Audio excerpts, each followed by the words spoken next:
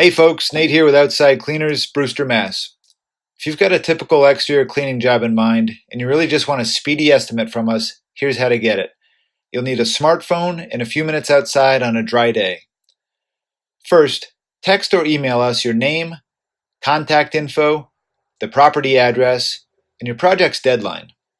Then, give a description of what you want cleaned and why. For example, you want your deck washed because you're going to restain it. Or you want your siding cleaned because it looks dumpy and you're having a big party soon. Then we need pictures.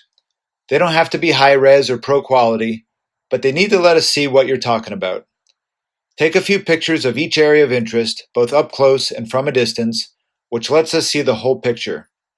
That was a pun. So, using a wall at my house as an example, this is not a useful picture for my siding. Doesn't indicate how big the wall is or what's around it. Obviously, this picture is more useful, and this one's even better.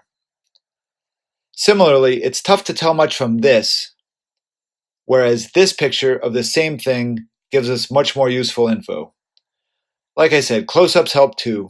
A close-up or two of the surface to be cleaned will be much appreciated.